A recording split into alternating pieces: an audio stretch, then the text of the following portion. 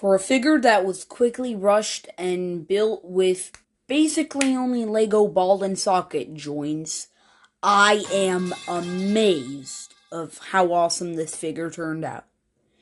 This is a custom Lego figure that I made for stop motion animation, and it's featured in my you're watching it right now.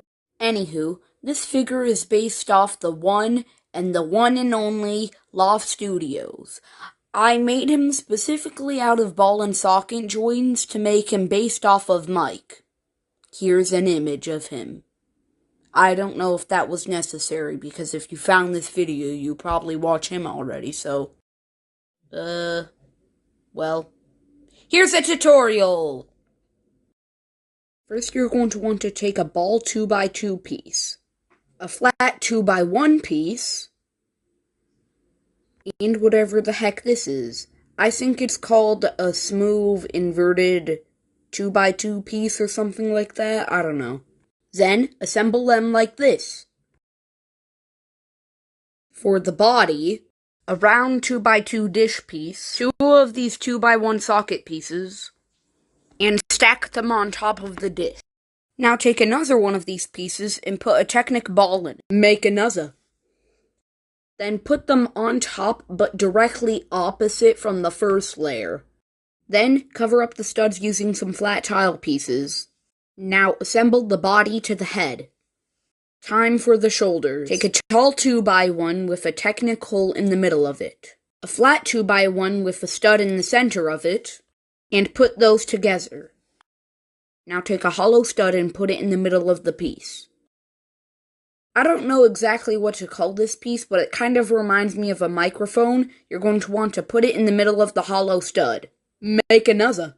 Take a ball and socket piece and put a smooth tile on top to cover up the stud. Make another. Attach times 2. Then attach those to the body. Legs! Triple ball piece.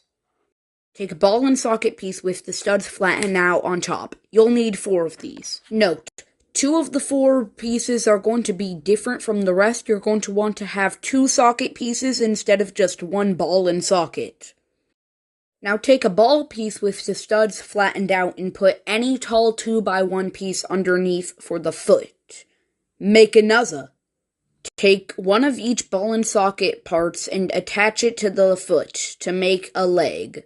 Make another. Take the triple ball piece to attach both limbs to make the legs. Now attach the legs to the body. For the hands, I use T13 hands. I don't have that many because I own the lesser amount of T13s than the average stop-motion animator does, and ironically, one of the pinky fingers just so happened to break 3 times in the making of this video that I had to super glue back together. But now you might start to say, "Hey, Galactic Spaceman, this video was supposed to be inspired by Lofty. Where's the cardboard?" And to that I say, I am going to show you how to make it. First, you're going to want to take some non-corrugated cardboard, which is basically cardboard, but it's flat. Basically brown paper. This can be obtained from toilet paper rolls, Amazon bags, and if you already have some yourself. Then you're going to want some scissors and double-sided tape. Note, it's easier to have a thin strip of double-sided tape because if you have large, then you're going to need to do tons and tons of cutting. Now just a tiny bit of paper. Start with the torso and cut out a square that's large enough for the tile pieces to be double-sided taped on. If it's a bit too large, it's important to trim it down to the correct size. After having it trimmed down to the correct size, add double-sided tape and add the cardboard on after peeling it. Using this double-sided tape and paper technique that I made is really awesome because you can make custom designs on things without using any marker or gluing paper to it, which would destroy the Lego, or at least keep it there permanently. With the double-sided tape, you can remove the cardboard anytime you want, or the double-sided tape on it underneath. But removing the double-sided tape means that you have to tape it up again. This strategy is also how I made this custom Sans minifigure. Yeah, I know. The face sucks. I'm planning on remaking it soon, but I don't know when I'll have the time to. Here's a tip about using this strategy. If you ever want to put a design on it, make sure you put it before you double-side tape it, because if you use Sharpie or any kind of marker, it might bleed through, even the double-sided tape, which can damage your Lego underneath. It's better to use pencil after you've put it on. Now to add cardboard to the arms. Take an arm and make sure the shoulder is facing outward from where the Technic ball piece is going to connect. Get your double-sided tape and make sure you tape up the side that is not being connected to the ball Technic piece. Peel it and cut out a cardboard piece that is the right size for it and attach it on. Put some side strips of cardboard on each side of the piece that is remaining, and put some design on it if you want to. Take the elbow, wrist, and hand and put some double-sided tape on it, and put some cardboard that is cut out for the size directly on top of it after peeling. Now attach it.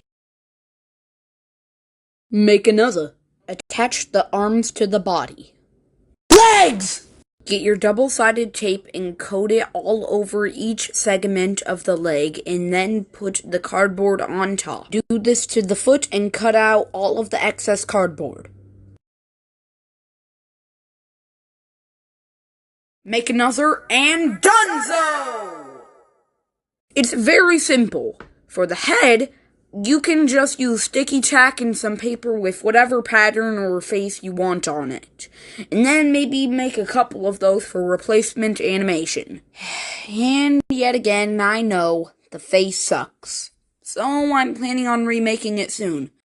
That's about it for this video. I hope you've enjoyed. And if you haven't clicked off yet, maybe visit my channel to see any other videos I've uploaded. Like I said before, outro coming soon. There's a lot of things I need to get done, man. The outro coming soon.